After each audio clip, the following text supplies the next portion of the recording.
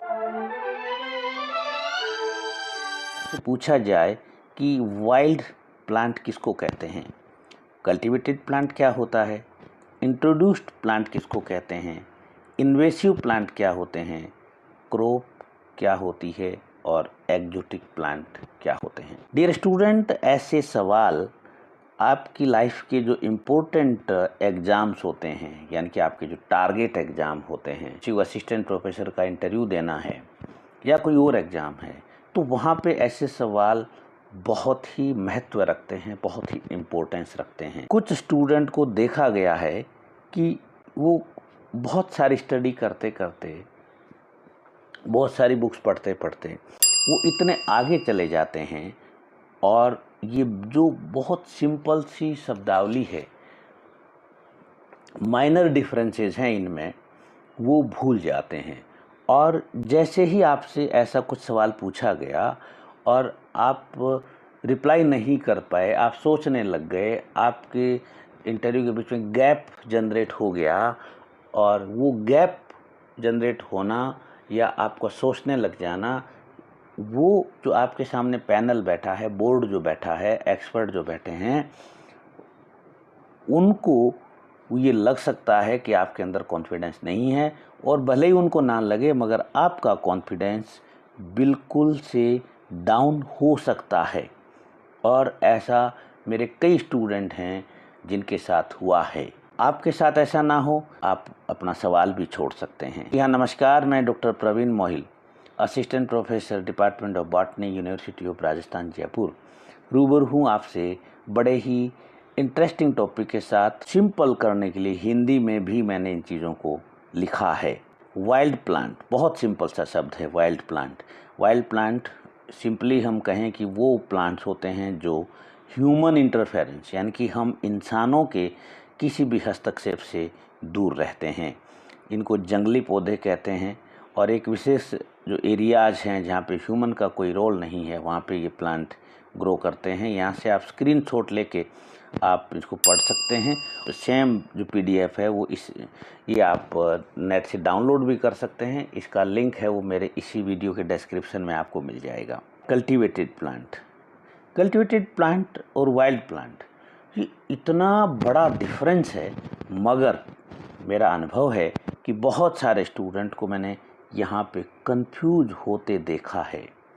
यहाँ क्या कह रहे हैं देखिए, humans intensely grow and care for these plant, यानी कि कल्टिवेटेड प्लांट वो हैं जिसको इंसान उगाता है और देख रेख करता है।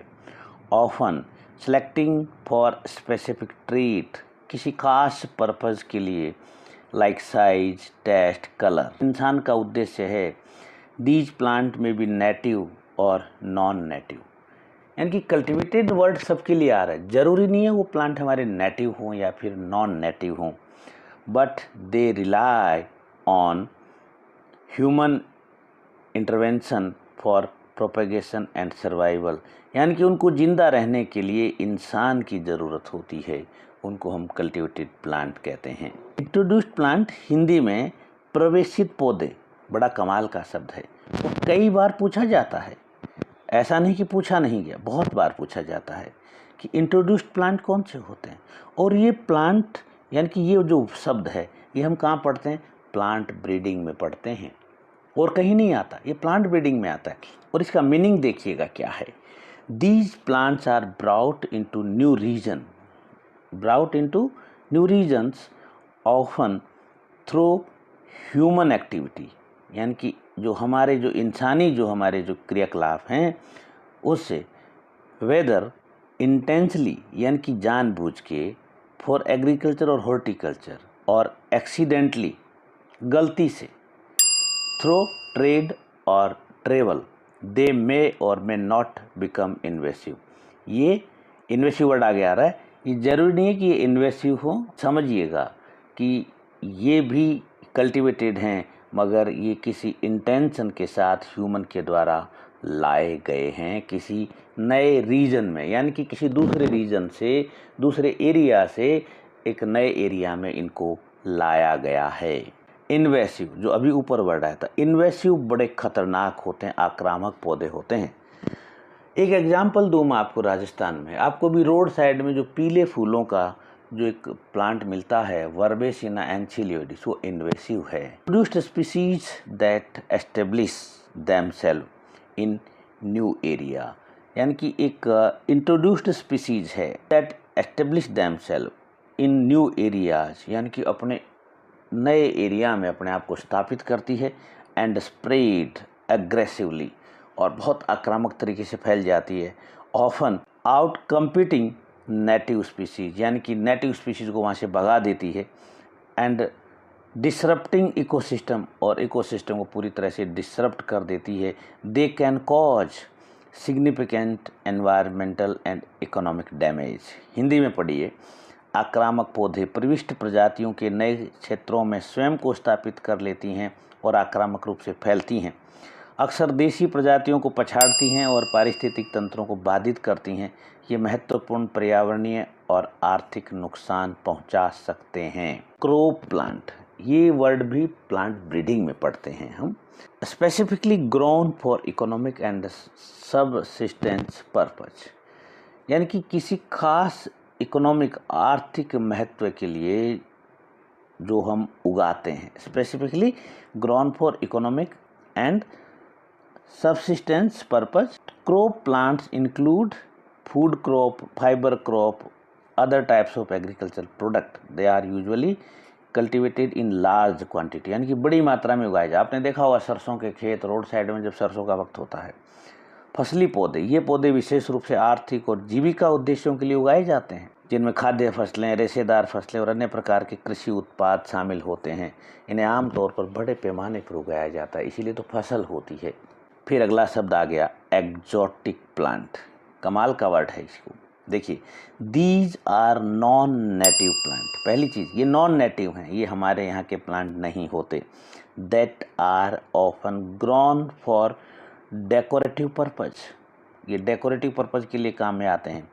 इन गार्डन्स और as part of botanical collection, यानी कि जो हमारे गार्डन होते हैं वहाँ पे इनको काम में लिया जाता है। They are not necessarily harmful, ये ज़रूरी नहीं है कि ये नुकसानदायक हो। और इन्वेसिव, यानी कि आक्रामक हो, ऐसा भी कोई ज़रूरी नहीं है।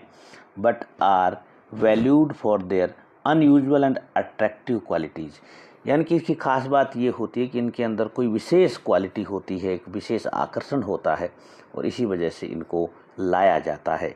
हिंदी में पढ़िए, विदेशी पौधे, ये वे पौधे हैं जो देसी नहीं होते और अक्सर बागानों में सजावटी उद्देश्यों के लिए या वानस्पतिक संग्रह का हिस्सा बनने के लिए उगाए जाते हैं। ये जरूरी नहीं कि हानिकारक या आक्रामक हो, लेकिन इन्हें उनके असामान्य या आकर्षक गुणों के लिए मूल्यवान माना जाता है।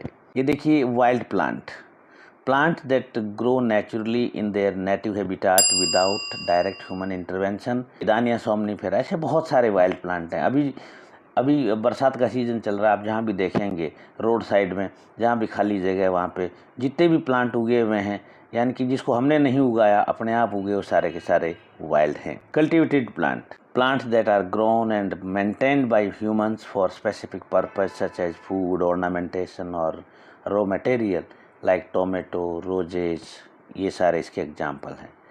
Introduced plant, plants that have been intentionally or accidentally brought by humans to areas outside their native range. Eucalyptus, सफ़ेदा का पौधा इसका उदाहरण है।